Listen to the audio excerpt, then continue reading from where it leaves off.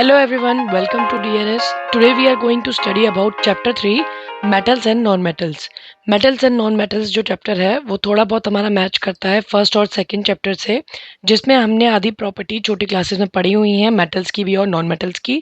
कुछ physical properties जो metals की हैं जिसके बारे में आपने पहले भी सुना होगा, जैसे कि मेटल्स का शाइनी सरफेस होता है जिसको हम लस्ट्रस बोलते हैं, और मेलिबिलिटी होती है मेटल्स के अंदर, जैसे कि आप उन्हें शीट्स में बदल सकते हो। एल्यूमिनियम शीट्स का आपने नाम सुना होगा। तो एल्यूमिनियम शीट्स जो होती हैं वो बहुत ज़्यादा यूज़ होती हैं हमारे इंडस्ट्रियल पर्पसेस के लिए और हमारे घर के पर्पसेस के लिए भी। मेटल्स जो होते हैं वो साउंड क्रिएट करते हैं, जैसे कि अगर आप किसी आयरन रॉड को अगर आप मारते हो तो उससे साउंड प्रोड्यूस होता है, जो कि एक अच्छा साउंड भी प्रोड्यूस कर सकता है अगर आप उसे किसी इंस्ट्रूमेंट में बदल दो। डक्टिलिटी का उसके अंदर फंक्शन होता है मेटल्स के अंदर, क्योंकि ये वायर्स में भी इनको पतला पतला ड्रॉन किया जा सकता है। इसी कैरेक्टरिस्टिक की वजह से गोल्ड को आप डक्टाइल क्योंकि ज़्यादा होता है वो, तो हम उसे ज्वेलरी में ज़्यादा यूज़ करते हैं सिल्वर और गोल्ड को। Also they are very good conductor of heat and electricity, जिसके पर्पसेस के लिए आप इनको यूज़ करते हो वायर्स में, और इलेक्ट्रिसिटी के पर्पस में कॉपर को आप बहुत ज़्यादा यूज़ करते हो। हालाँकि सिल्वर बहुत अच्छा गुड कंडक्टर होता है, लेकिन ऑब्वियसली सिल्वर की कॉस्ट ज़्यादा, तो आप उसे वायर बनाने में यूज़ नहीं करते हो, आप कॉपर का ज़्यादा इस्तेमाल करते हो। तो ये कुछ फिज़िकल प्रॉपर्टीज़ है मेटल्स की, जो हम पहले भी पढ़ चुके हैं छोटी क्लासेस में। फिर हमारे पास कुछ ऐसे एक्सेप्शन भी हैं जो हमारे पास ये बताते हैं कि मेटल्स हमेशा ही एक तरह के नहीं होते हैं। कुछ कैटेगरी ऐसी होती है जो उनकी थोड़ी-सी अनमैच होती है, जैसे कि सारे के सारे मेटल ज़्यादातर हैं वो सॉलिड हैं, रिजिड हैं, बहुत ठोस होते हैं। लेकिन कुछ मेटल्स एक्सेप्शन में है, जैसे कि मर्क्यूरी। मर्क्यूरी जो होता है वो आपका लिक्विड होता है रूम टेम्परेचर में। इसी की वजह से इसको आप किंक में, जो कि थर्मोमीटर की किंक में, उसका इस्तेमाल करते हो। इसीलिए मर्क्यूरी का ये नेचर क्यों शो होता है, क्योंकि वो लिक्विड है। दूसरा, ऐसे मेटल्स भी हैं जिनका मेल्टिंग पॉइंट बहुत कम है और बॉइलिंग पॉइंट बहुत कम है। इतना कम है कि आप हाथ में रखोगे तो वो हाथ की गर्मी से ही पिघल जाएगा। तो उसमें आपका आता है गैलियम और सीज़ियम। इनका बहुत कम मेल्टिंग पॉइंट और बॉइलिंग पॉइंट होता है। नेक्स्ट आपका है नॉन मेटल, जो कि लस्टरस है, उसमें आपका आ जाएगा आयोडीन। इसके अलावा भी बहुत सारे एक्सेप्शंस होते हैं, वो जो आप पढ़ सकते हैं, जैसे कि बहुत अच्छा गुड कंडक्टर आपका कौन-सा नाम दिया जाएगा जो कि हीट और इलेक्ट्रिसिटी का है, तो आप सिल्वर को लोगे। और अगर आप एक्सेप्शंस की बात करो, तो एक्सेप्शंस में ऐसे बहुत सारे केस हैं जो कि जिनका कैरेक्टरिस्टिक वो नहीं है जो show non metal which is liquid at room temperature. तो एक नॉन मेटल में भी जो लिक्विड टेम्परेचर पे आपका आता है वो है ब्रोमाइन। ब्रोमाइन वैसे तो नॉर्मल है, लेकिन रूम टेम्परेचर पे आपको लिक्विड फॉर्म में मिलेगा। So there are also many other exceptions. ठीक है, तो यहाँ पर इस पेज में हम बात करते हैं सिर्फ एक्सेप्शंस के बारे में। नेक्स्ट हमारा बहुत इंपॉर्टेंट टॉपिक है ये amphoteric oxide.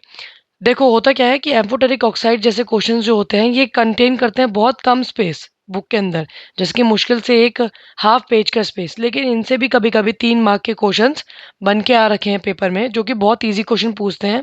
For example, what are amphoteric oxide and give the two equations और गिव 2 एग्जांपल्स। ठीक है, तो एम्फोटेरिक ऑक्साइड पहली बात तो समझो क्या होता है, ये मेटल ऑक्साइड होते हैं। मतलब मेटल का वैसे आपका नेचर क्या होता है, वो बहुत ज़्यादा एसिडिक होते हैं, लेकिन जब आप मेटल्स को हीट करते हो, ऑक्सीडाइज करते हो, तो वो मेटेलिक ऑक्साइड्स में कन्वर्ट हो जाते हैं।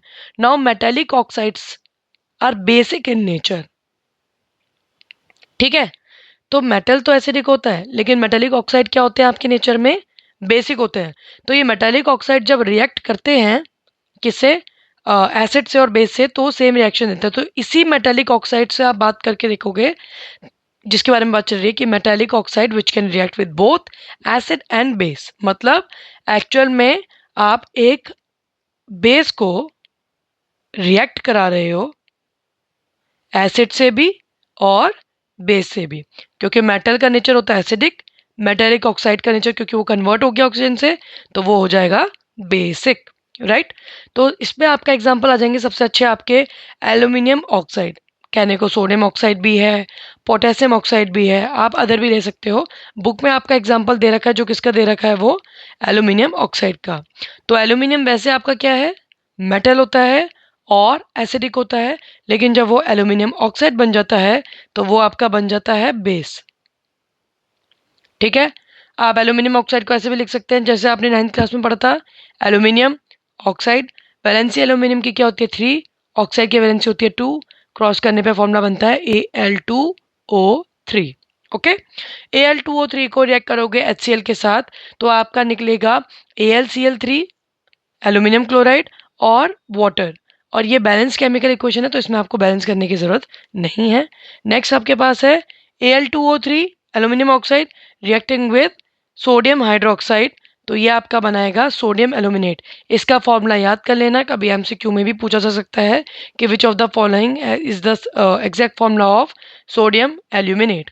सो सोडियम एल्यूमिनेट के फॉर्मूले में आपका क्या आ जाएगा 2NaAlO2, this is sodium aluminate. So ये था हमारा 3 नंबर का क्वेश्चन, एम्फोटेरिक ऑक्साइड्स।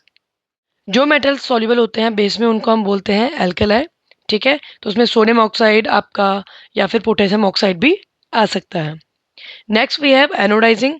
एनोडाइजिंग एक ऐसा प्रोसेस है जिसमें आप थिक ऑक्साइड की लेयर बनाते हो एल्यूमिनियम की, सो दैट उस पर कोरोजन ना हो।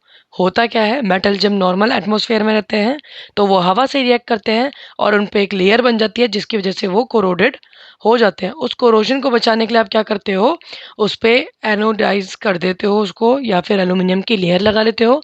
जब आप जिंक की लेयर बनाते हो आप उसे गैल्वेनाइजेशन बोलते हैं, और जब जिंक एल्यूमिनियम की लगाते हैं तो उसे एनोडाइजिंग बोलते हैं। ठीक है। Next we have action of steam on metal, ये इंपॉर्टेंट है। तो बेसिकली मेटल्स जो होते हैं, ये आपके पास एक ग्लास कलर का वहाँ पे डायग्राम भी दिया होगा जिसमें आपको एक टेस्ट ट्यूब है, उसके अंदर ग्लास वूल है, उसको आप हीट कर रहे हो बर्नर पे, और वहाँ पे एक डिलीवरी ट्यूब है, ऐसे करके पूरा प्रोसीजर बता रखा है। तो ग्लास वूल इसलिए लिया है ताकि वो गर्म रहे। गर्म को अगर आप पानी को अगर आप गर्म करोगे तो उससे भाप निकलती रहेगी, हीट निकलती रहेगी। जब जब उससे हीट निकलेगी तो वो बताता है कि इसका रिएक्शन कैसा रहता है।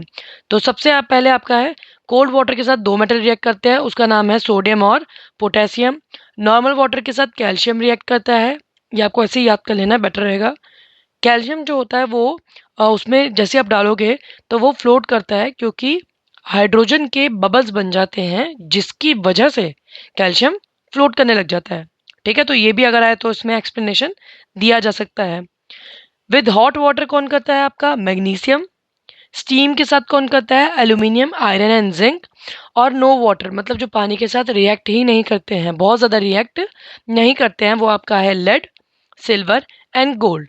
इसी रीज़न की वजह से आपकी जो ज्वेलरी होती है वो सिल्वर और गोल्ड से ज़्यादा बनाई जाती है, सो दैट जब वुमेन्स डेली बेस के काम करें तो उनका कहीं न कहीं जो डेली बेस में ज्वेलरी पहनती हैं तो उस ज्वेलरी में वो ख़राब ना हो या फिर कोरोडेड जल्दी ना हो जाए। तो आपको 5 चीज़ें याद करनी है, cold water, normal water, hot water, steam and no water. तो डायग्राम जो है इसका आपको मैंने यहाँ पे मार्क कर दिया, आप इसको अपनी बुक से देख के बना सकते हैं जिस पे लिखा होगा एक्शन ऑफ स्टीम। कभी-कभी बनाने को भी दिया जा सकता है या फिर आइडेंटिफ़ाई करने को दिया जा सकता है जिसमें आपको लेबल करना होगा। जो मैंने ऊपर इक्वेशंस बोली हुई हैं, जो मैंने जितने भी सेंटेंस बोले हैं उनकी इक्वेशन भी नीचे दी गई हैं। जैसे हॉट वाटर का हो जाएगा आपके पास ये वाला मैग्नीशियम वाला, और आपके पास कोल्ड वाटर का हो जाएगा सोडियम का और पोटेशियम का। फिर कैल्शियम का रिएक्शन देख लीजिए आप यहाँ पर विद 2H2O, तो कैल्शियम हाइड्रोक्साइड और हाइड्रोजन बनाएगा। अगर आप गौर से देखें तो ज़्यादातर केस में सिर्फ हाइड्रोजन गैस ही बन रही है। तो इसमें आप बता सकते हो और इसके साथ इक्वेशन लिख के एक सुंदर सा एग्जांपल भी दे सकते हो। देखो बच्चों, जहाँ-जहाँ आपको लगे कि मुझे इक्वेशन याद है, मुझे इक्वेशन समझ आ रही है, तो it's better to write the equation. उससे क्या होता है ना, एटलीस्ट पता रहता है कि बच्चे ने डेप्थ में पढ़ा हुआ है, रेदर देन कि उसने बस नॉर्मली ऊपर से गो थ्रू नहीं किया है, आंसर उसे जेन्युइनली आता है। तो आपको इक्वेशन लिखने में कोई बुराई नहीं है, it will fetch you extra marks, right. उसके बाद एक और हमारा इंपॉर्टेंट क्वेश्चन है जो बहुत तरीके से पूछा जा चुका है कि जो हमारा नाइट्रिक एसिड होता है, स्ट्रॉन्ग ऑक्सीडाइजिंग एजेंट जो है हमारा, वो मेटल्स के साथ रिएक्ट नहीं करता है, और रिएक्ट करता भी है तो वो सॉल्ट प्रोड्यूस नहीं करता है। तो इसमें आता है कि बहुत सारे 3-4 क्वेश्चन ऐसे आते हैं कि why HNO3 does not produce hydrogen gas, या फिर वो रिएक्ट क्यों नहीं कर पाता है, कौन से दो मेटल है जिनके साथ रिएक्ट कर पाता है और कौन से दो मेटल है जिनके साथ रिएक्ट करके वो प्रोड्यूस कर पाता है। तो इसका आंसर किसी भी तरह पूछा जा सकता है। मैंने सिर्फ की पॉइंट लिखे हैं, आप क्वेश्चन के अकॉर्डिंग अपने की पॉइंट को चेंज कर सकते हो। सबसे पहले ये पॉइंट रहता है HNO3 एक स्ट्रॉन्ग ऑक्सीडाइजिंग एजेंट है। नाउ ऑक्सीडाइजिंग एजेंट वो एजेंट होते हैं जो ऑक्सीजन प्रोवाइड करते हैं। आपका काम है जब मेटल किसी एसिड के साथ रिएक्ट करे तो उसका हाइड्रोजन और सॉल्ट निकलना चाहिए, राइट। लेकिन अगर ऐसा नहीं हो रहा है तो वो क्या करेगा, वो उसको ऑक्सीडाइज कर रहा है।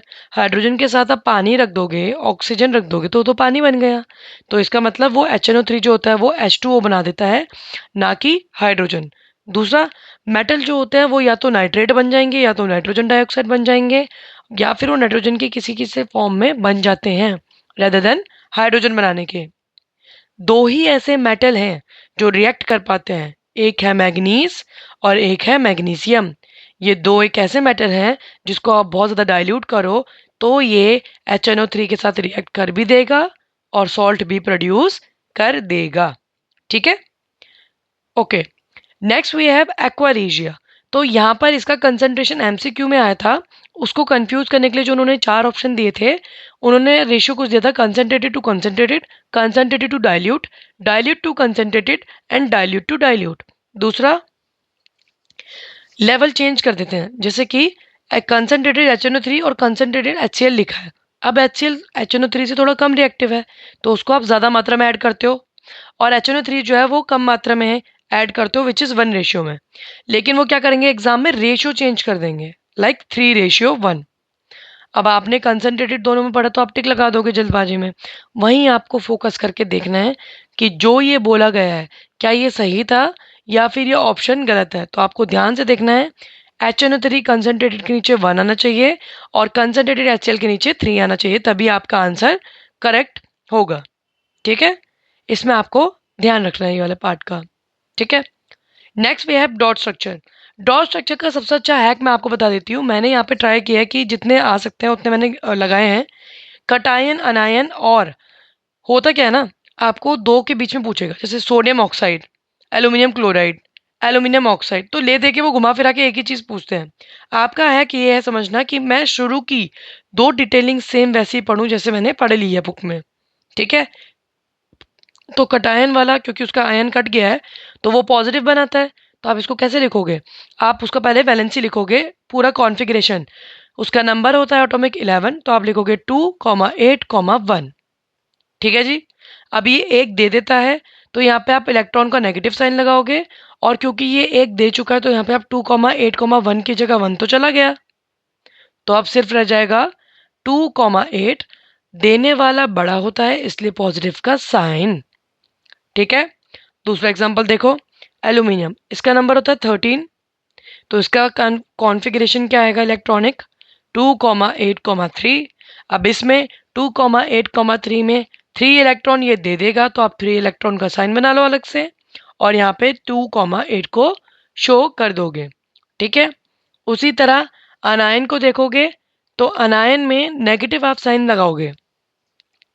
अनायन देता नहीं लेता है, इसलिए आप उस पर एक नेगेटिव का साइन लगा के उसको ऐड करते हुए दिखाओगे। ऑक्सीजन का जैसे वैलेंसी होता है 8, तो वो क्या करता है 2 इलेक्ट्रॉन ले लेता है, उसकी जगह 2,6 की जगह 2,8, क्योंकि 6 में 2 और इलेक्ट्रॉन ऐड हो गए। बदले में उसके ऊपर साइन आ जाता है माइनस का। सेम आप क्लोरीन का देखोगे तो क्लोरीन में भी उसको एक इलेक्ट्रॉन की ज़रूरत होती है, इसलिए वो एक इलेक्ट्रॉन ले लेगा तो ये साइन आ जाएगा। अब सिंपल सा फंडा है, आपको करना क्या है, मान लो आपसे पूछ लिया इन्होंने एल्यूमिनियम क्लोराइड, तो आप कंबाइन क्या करोगे, एल्यूमिनियम का ये आप लर्न करके जाओगे ऊपर वाला पार्ट, दिस वन, और एल्यूमिनियम के उस पार्ट को आप क्या कर दोगे वहाँ पे लिख दोगे। आपका सबसे पहला प्रोसीजर यही है बेटा कि पहले आपको कटायन लिखना है, फिर आपको अनायन लिखना है, फिर आपको प्रोसीजर को आगे ले जाना है। तो एल्यूमिनियम का ये जो डायरेक्ट है सीधा लिख दो यहीं पर, एल्यूमिनियम का जो ये आपने पढ़ा था ऊपर वाला आप डायरेक्टली यहाँ लिखोगे। फिर आपने पढ़ा था क्लोरीन का, तो क्लोरीन का यहाँ पर डायरेक्टली लिखोगे। तो यहाँ पे दो काम तो आपके हो गए जिसमें आपने पहले ही कटायन और अनायन दोनों को लिख लिया है। ऑल राइट, तो आपने पहले ही इनकी वैल्यू वहाँ पे प्लेस कर देनी है। इट इज़ अ सिंपल फंडा। ना इधर देखना ना उधर, सीधा वैल्यू डाल दो, इसमें आपको बहुत अच्छा एक्सपीरियंस हो जाएगा। अब आपको पता है कि एल्यूमिनियम क्लोराइड में एल्यूमिनियम के पास 3 इलेक्ट्रॉन है, लेकिन क्लोरीन के पास एक ही इलेक्ट्रॉन लेने की क्षमता होती है। So you will add 3 chlorines, right? तो आप यहाँ पे डाल लो 1, 2, 3, और याद रखना बाहर आप इसे क्रॉस या डॉट या हैश या ट्राइंगल आपकी मर्जी है, दोनों को अलग अलग से दर्शाएंगे। यहाँ पे मैंने आपको डॉट लिया है एल्यूमिनियम के लिए और क्रॉस लिया है क्लोरीन के लिए। 3 क्लोरीन को आप डालोगे और इसको आप फिर सेंड करोगे, राइट? तो एल्यूमिनियम से जब आप पहले यहाँ पे आप दिखाओगे तो आपको उसके बैलेंस इलेक्ट्रॉन बनाने हैं। जैसे क्लोरीन में 7 है नंबर यहाँ, तो आप यहाँ पे 7 इलेक्ट्रॉन बनाओगे, 1, 2, 3, 4, 5, 6, 7, 8वां आपको एल्यूमिनियम से लेना है। ठीक है जी? तो ऐसे करके आपको शो कर देना है और एंड में सिंपल चीज़ दिखानी है कि एल्यूमिनियम ने 3 प्लस का साइन गेन किया है, क्लोरीन ने माइनस का साइन गेन किया है। ये डॉट स्ट्रक्चर है, ये भी आता है 10th में। सबसे बड़ी खासियत ही ये है, जो पेज उठाओ वही इंपॉर्टेंट लगता है कि इससे भी आ सकता है। इवन आप सोचोगे एक छोटे से जो येलो बॉक्स आप बाई चांस मिस कर दोगे, उन येलो डब्बों से भी क्वेश्चन, उन बॉक्सेस से भी क्वेश्चन आ रखा है। तो you have to be very careful, whatever you are reading, read it with full dedication कि भाई अगर इससे आएगा ना तो मैंने तो क्वेश्चन करना ही है। उसमें फिर आप ये नहीं कर सकते कि मैंने आधा पढ़ा था या पूरा पढ़ा था। भले ही आप मान लो आपने डॉट स्ट्रक्चर पढ़ा और सच रट के गए, नहीं आया कोई बात नहीं, लेकिन बाई चांस आ गया तो फ्री फंड के 3 नंबर हैं ये। तो आपको ध्यान देना है कि जितना पढ़ो एग्जैक्ट पढ़ो, तो आपको उसमें कॉन्फिडेंट रहेगा कि भाई ये एग्जैक्टली है, कि मैंने जितना पढ़ा है उतना सही है। नेक्स्ट हमारा आता है आयनिक कंपाउंड। ये बहुत बढ़िया है। आयनिक कंपाउंड से क्वेश्चन कभी भी याद रखना पॉइंट से ही आते हैं, लेकिन डायरेक्टली नहीं आते हैं। कहीं आप सोचो सेम पूछ लेगा, जैसे वो पूछ सकता है कि NaCl जो होता है उसको आप ब्रेक करोगे तो वो सीधा टूटता नहीं है, या फिर आपको कोई भी आयनिक कंपाउंड उठा के पूछ लेगा वो। ठीक है?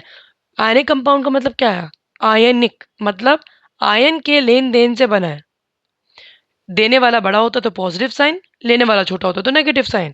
आयनिक कंपाउंड के फीचर याद कर लो आप, उसको जब क्वेश्चन से पूछेगा उसी तरह लिख देना सेम।